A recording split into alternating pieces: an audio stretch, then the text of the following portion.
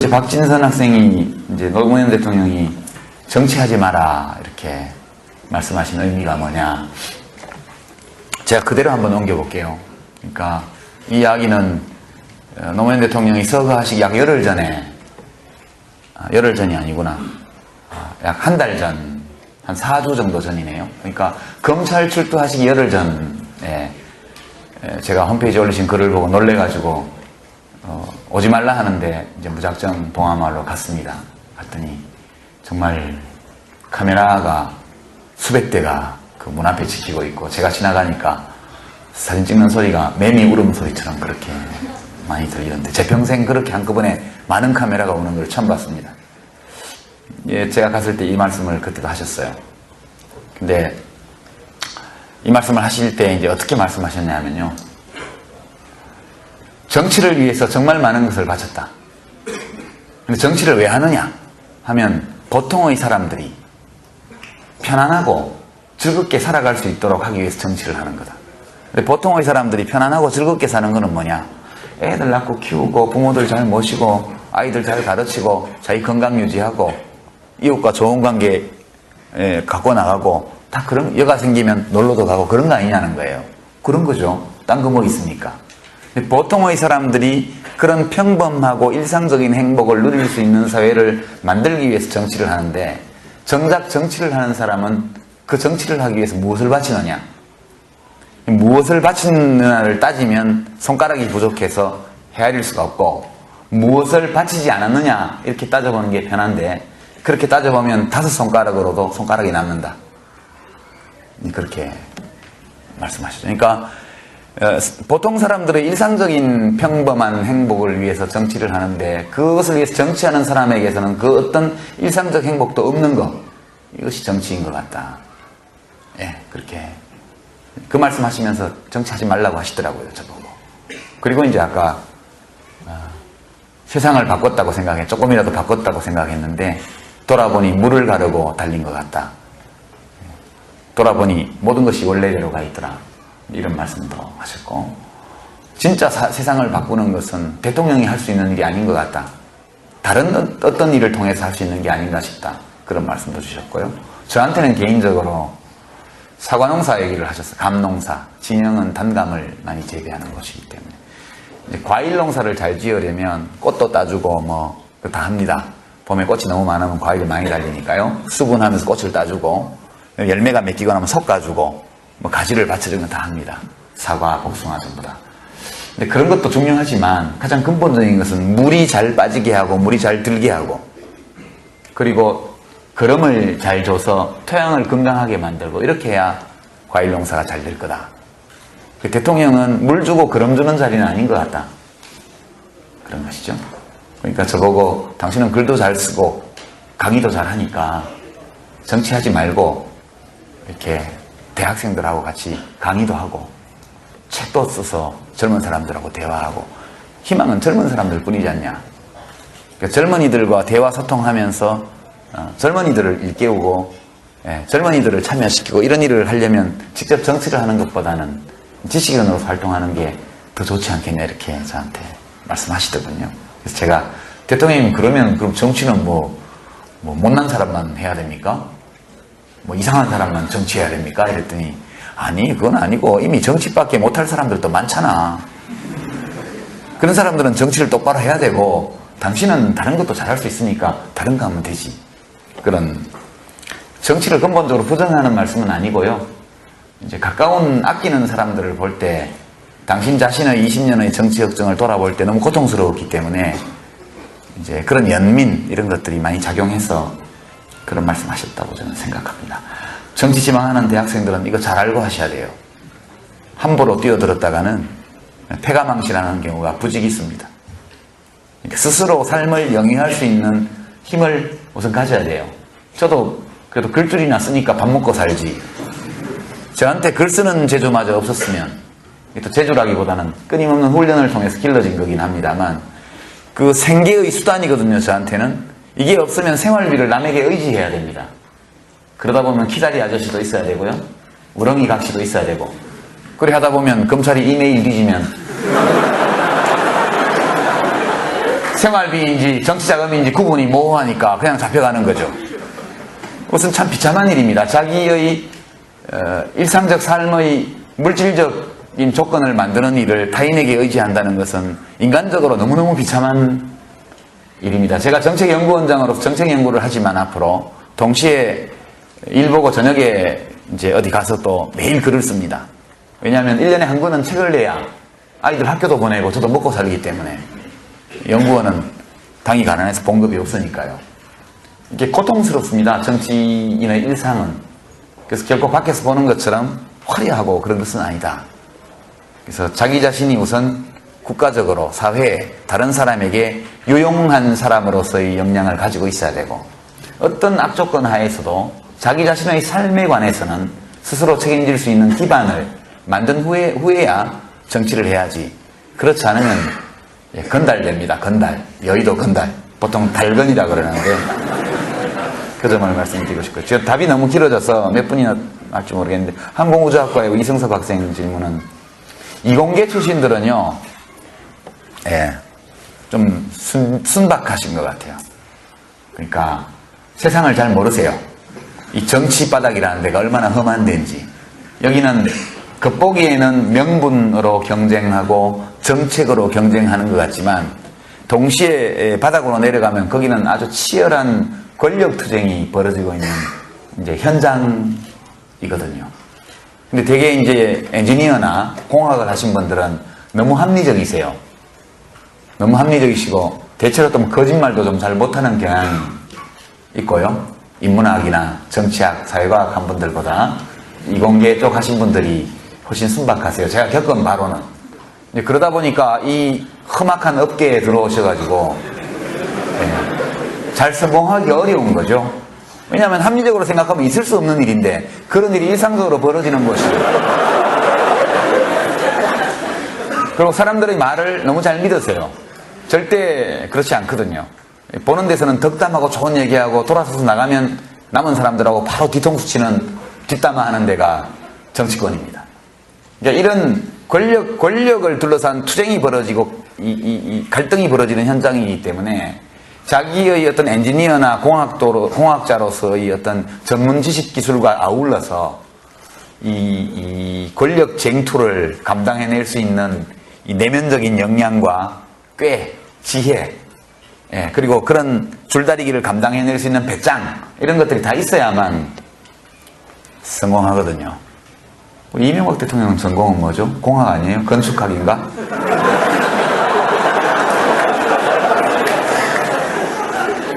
불가능은 없죠?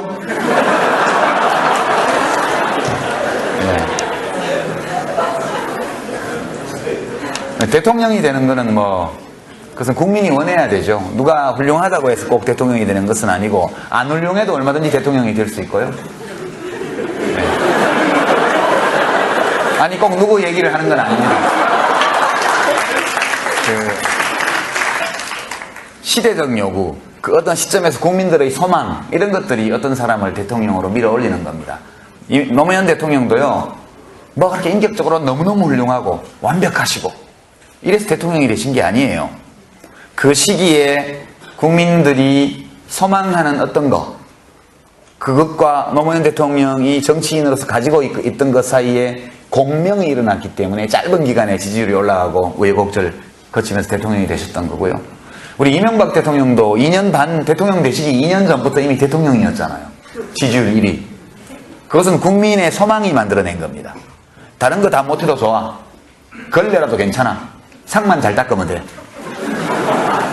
그러니까 다른 거 다 못해도 돼. 경제성장만 하면 돼. 경제발전만 하면 돼. 그래서 그거 하나 바라보고 대통령으로 뽑았잖아요. 요새 한나라당 입장이 좀 바뀌었던데 한나라당 어느 의원님이 걸레로 식탁 닦으면 손님 오겠냐.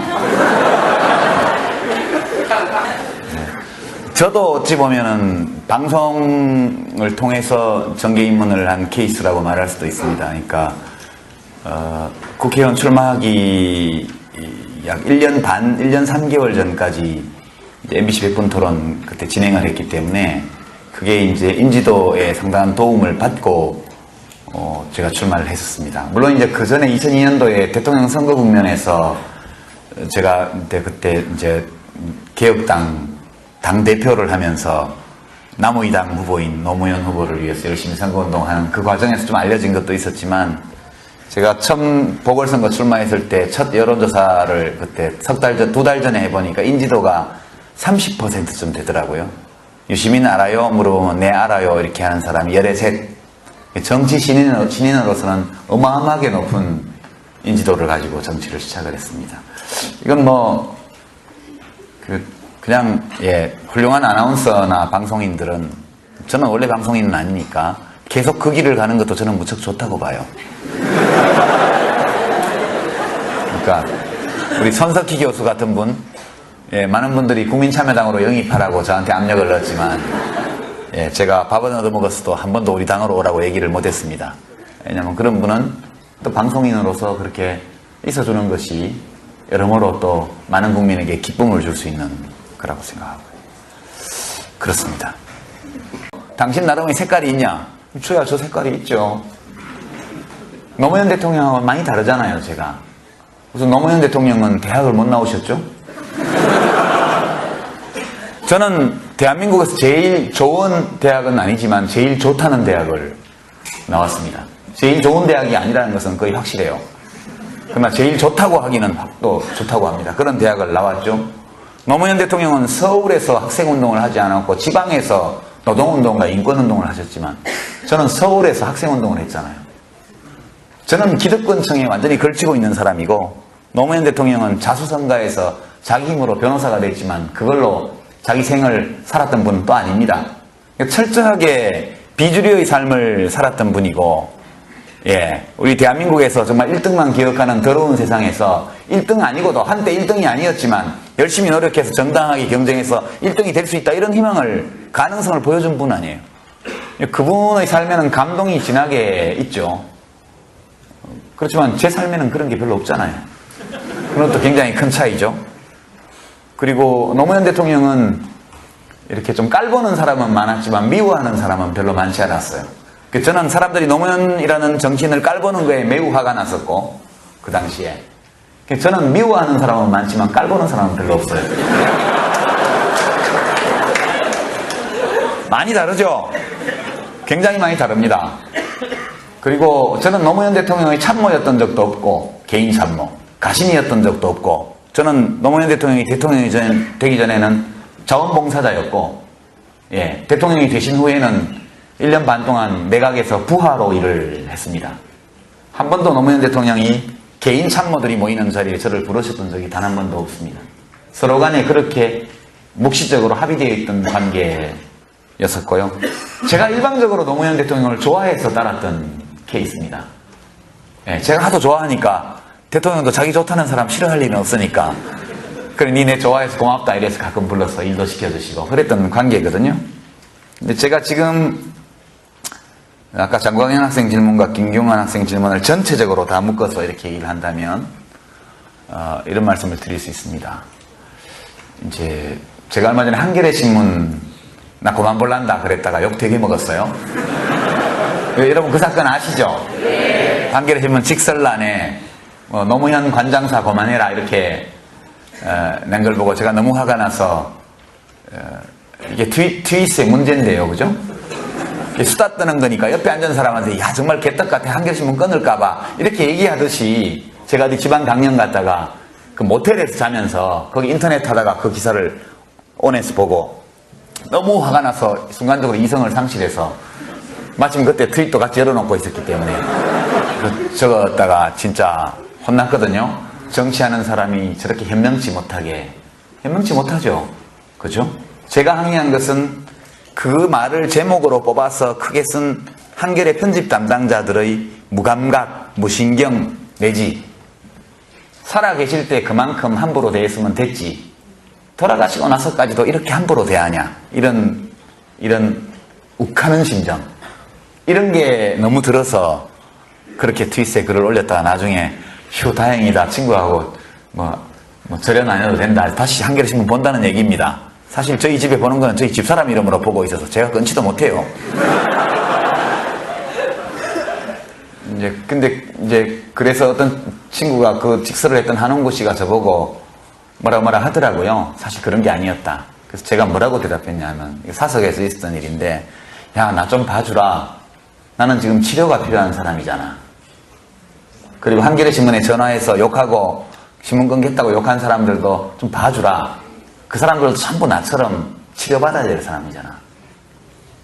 그러니까 어떤 소중한 어떤 대상을 갑자기 상실하고, 그리고 그에 대한 죄책감과 분노, 원망 이런 감정들이 아직 다 사라지지 않았고, 아직도 추도의 기간이 끝나지 않았고,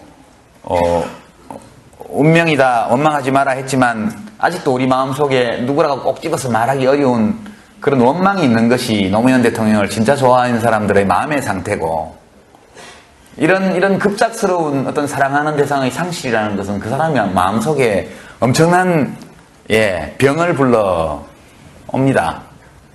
사실 그 트윗에 그 글을 올린 나도 치유가 필요하고 치료를 받아야 될 사람이고, 아무도 우리를 치료해 주지 않기 때문에 그냥 우리끼리 위로하면서 상처를 달래고 있는 중이었다. 근데 그때 그런 얘기가 나오니까 나도 모르게 그렇게 했는데, 진짜 현명치 못하고 그랬다는 거 다 안다.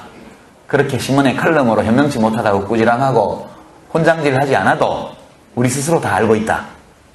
실제 한겨레 신문 끊지도 않았다. 그러니까 정상이 아니죠. 저도 건강한 상태가 아닙니다, 마음이. 그래서 되도록 정치적으로 안 나오려고 한동안 집거를 했었고요. 그리고 이제 좀 적절한 비유는 아닌데, 옛날 우리 속담에 때리는 CM이 말리는 시누이, 그 속담 있죠? 때리는 CM이보다 말리는 시누이가 더 밉다. 그런 겁니다. 제가 어떤 전문가한테 들은 얘기인데, 과거 군사독재 정권 시절에 간첩으로 조작되면서 고문을 당했던 많은 사람들이 있죠. 이분들이 지금 재심을 청구해서 무죄 선고를 다 받고 있는데, 이분들이 가장 격렬한 분노를 터뜨리는 대상이 누군지 아십니까? 박정희 대통령, 전두환 대통령, 고문했던 경찰관들, 수사관들, 국정원, 중앙정보부 요원들 아닙니다. 그분들이 가장 격렬하게 분노를 터뜨리는 분들은 친척, 친구, 친지들입니다.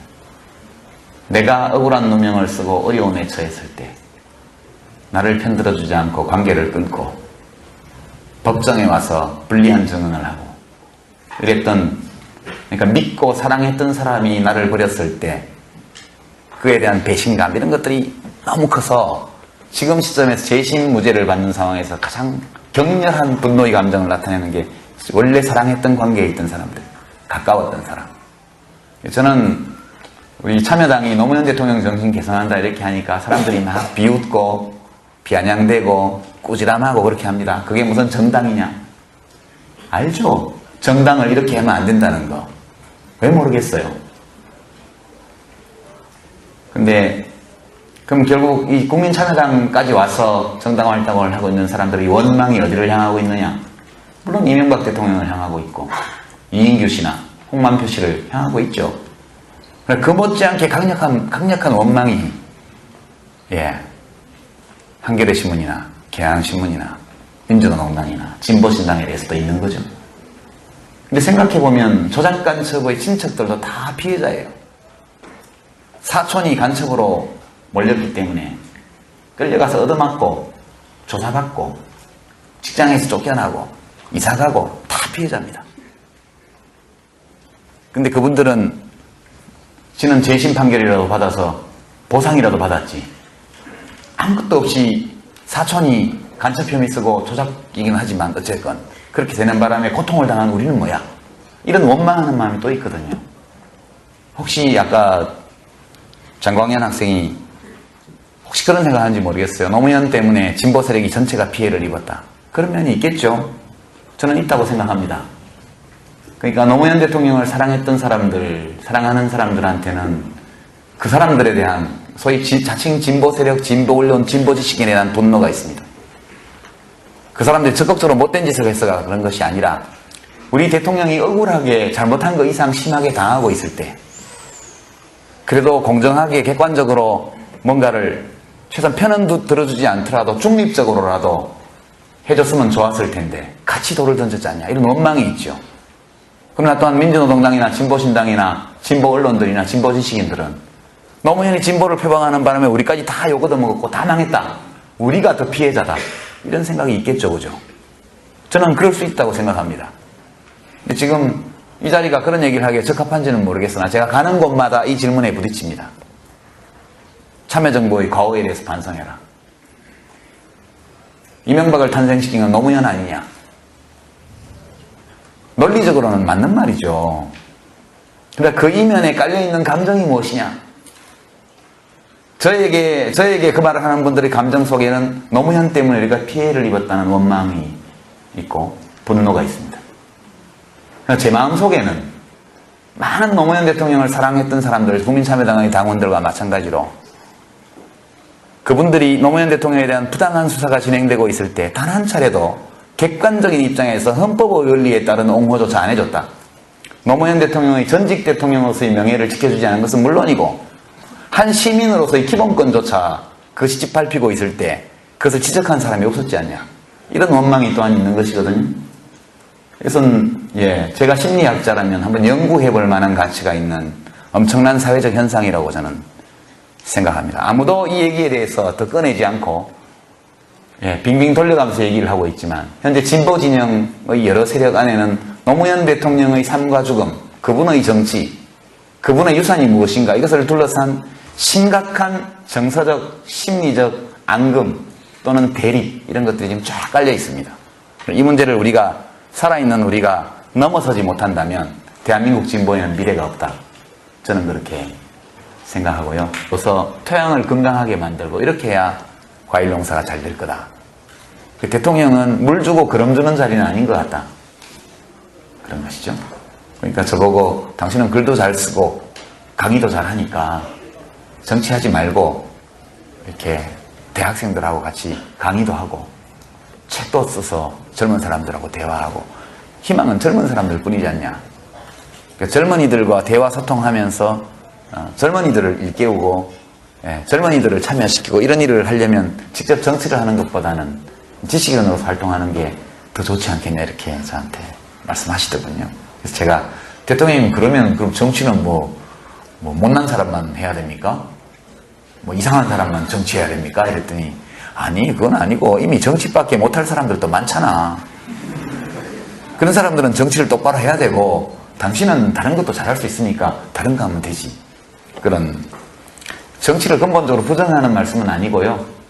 이제 가까운 아끼는 사람들을 볼 때 당신 자신의 20년의 정치 역정을 돌아볼 때 너무 고통스러웠기 때문에 이제 그런 연민 이런 것들이 많이 작용해서 그런 말씀하셨다고 저는 생각합니다. 정치 지망하는 대학생들은 이거 잘 알고 하셔야 돼요. 함부로 뛰어들었다가는 패가망신하는 경우가 부직 있습니다. 그러니까 스스로 삶을 영위할 수 있는 힘을 우선 가져야 돼요. 저도 그래도 글줄이나 쓰니까 밥 먹고 살지. 이런 질문은 이공계 출신들은요, 좀 순박하신 것 같아요. 그러니까 세상을 잘 모르세요. 이 정치 바닥이라는 데가 얼마나 험한 데인지. 여기는 겉보기에는 명분으로 경쟁하고 정책으로 경쟁하는 것 같지만 동시에 바닥으로 내려가면 거기는 아주 치열한 권력 투쟁이 벌어지고 있는 이제 현장이거든요. 근데 되게 이제 엔지니어나 공학을 하신 분들은 너무 합리적이세요.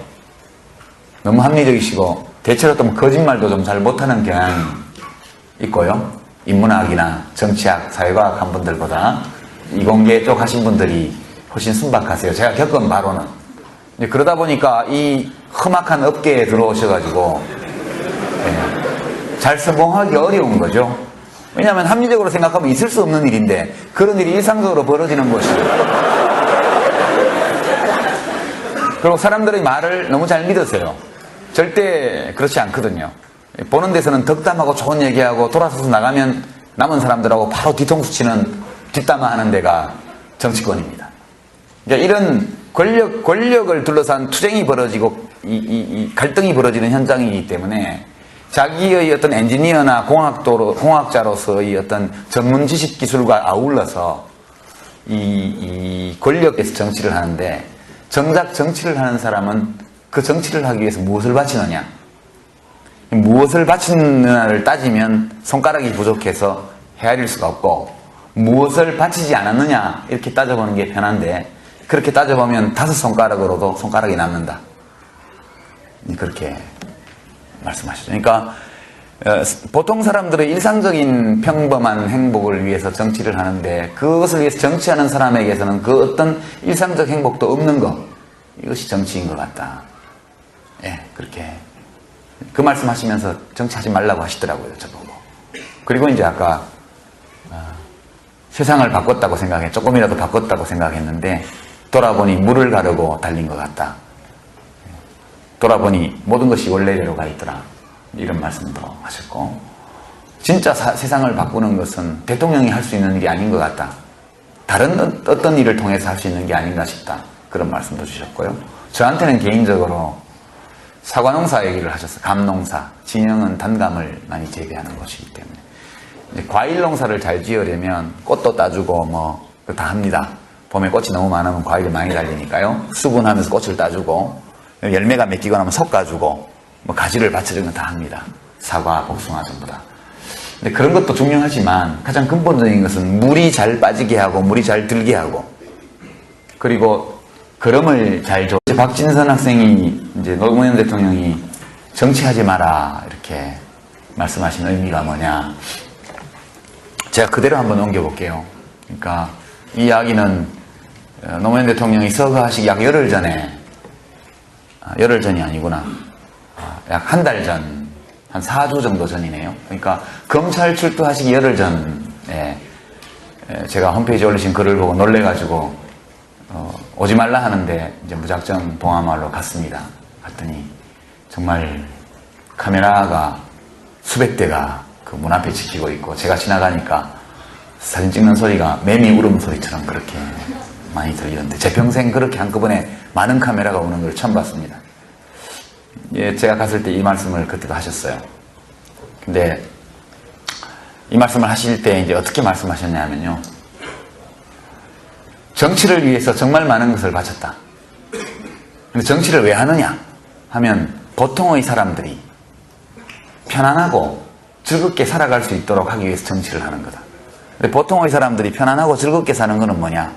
애들 낳고 키우고 부모들 잘 모시고 아이들 잘 가르치고 자기 건강 유지하고 이웃과 좋은 관계 갖고 나가고, 다 그런, 여가 생기면 놀러도 가고 그런 거 아니냐는 거예요.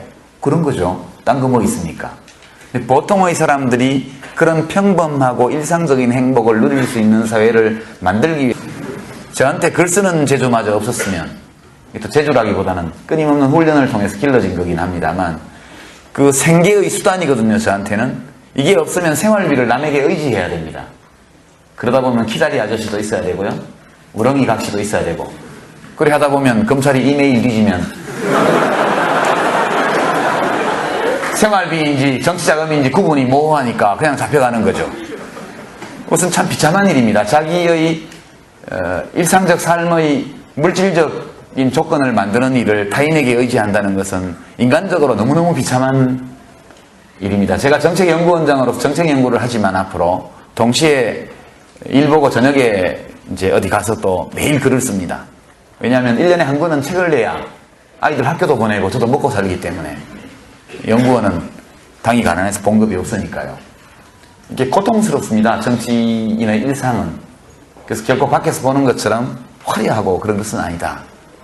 그래서 자기 자신이 우선 국가적으로 사회에 다른 사람에게 유용한 사람으로서의 역량을 가지고 있어야 되고, 어떤 악조건 하에서도 자기 자신의 삶에 관해서는 스스로 책임질 수 있는 기반을 만든 후에야 정치를 해야지.